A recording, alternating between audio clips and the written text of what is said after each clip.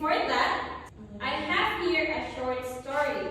And what we're going to do is to read it. But before anything else, I will be the one to read it first, and afterwards, it will be your turn to read, okay? Yes, teacher! Okay, and after we read it, we'll have a short activity. Okay, the title of our story is The Busy Ant. What's the title of our story? The Busy Ant. Okay, The Busy Ant. One day, a busy ant walked to the garden. She saw a big apple. The ant climbed the tree. She picked the apple, then she carried it home. Where did she carry it? Home. Okay, she carried it home. On the way, she jumped over a stone. She dug a hole, and finally, she ate her apple happily. Okay, it's your turn to read, class. Okay, ready, read. One day, a busy ant walked to the garden. She saw a big apple. The ant climbed the tree. She picked the apple. Then she carried it home. On the way, she jumped over a stone. She dug a hole. Finally, she ate her apple happily. Okay, very good. Can you give yourselves a round of applause? Okay. Are you ready for our activity? Yes, teacher! Okay, I love your energy, class. Thank you, teacher! Now let's have the activity. Okay, I will group you into four.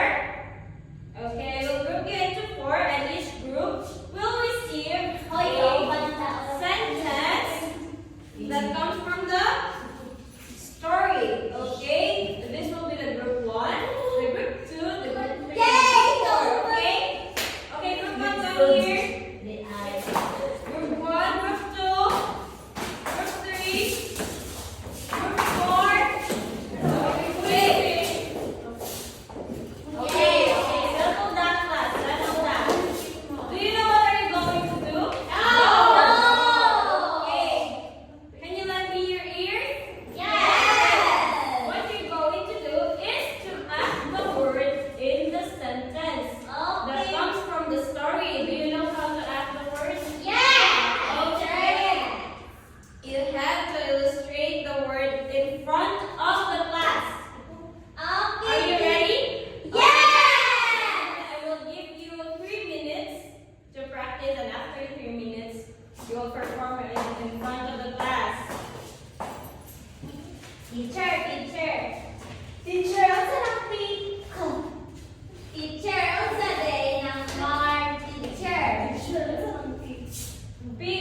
she picked the Okay. apple. Teacher, She picked the apple. unsa day nang teacher ba?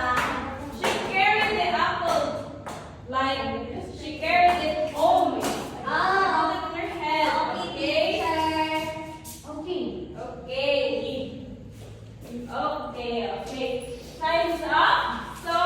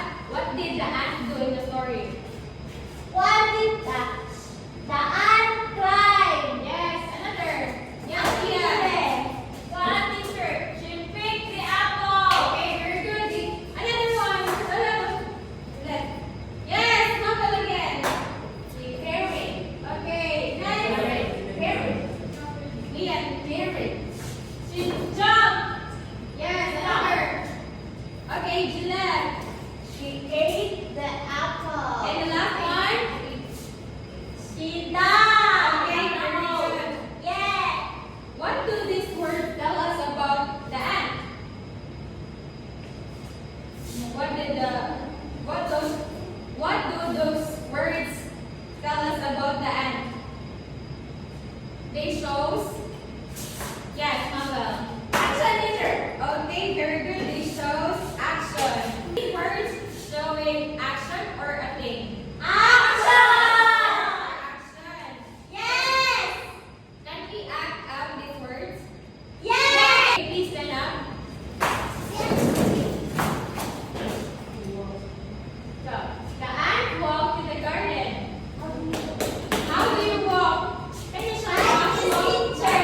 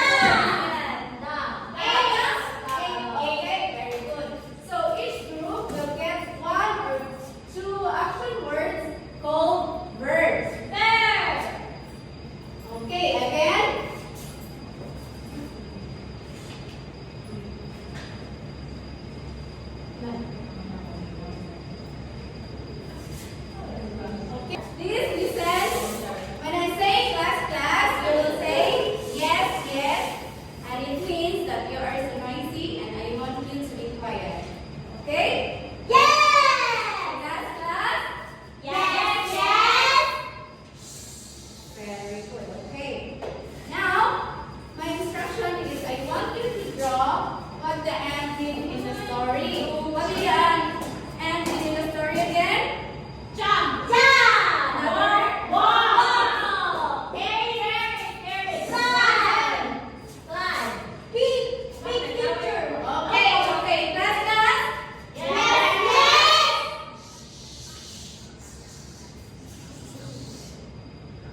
For a moment.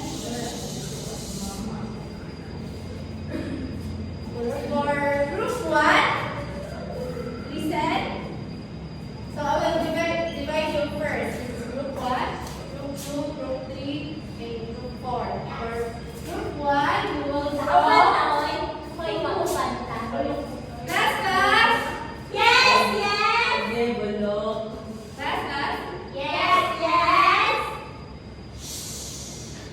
Okay. For group 1, you have to draw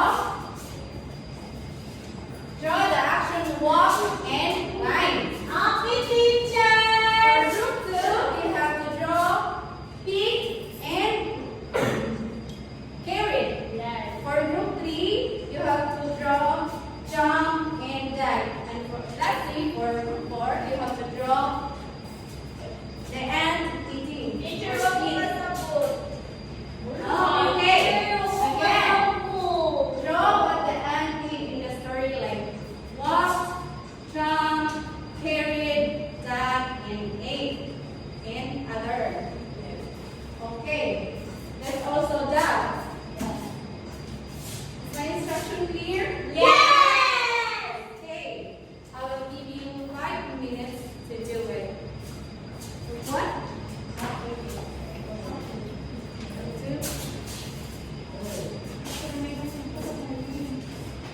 Teacher, basta. Wala po. Ah! Teacher, basta. Like ko na, teacher, Ben. Teacher, wala akong drawing.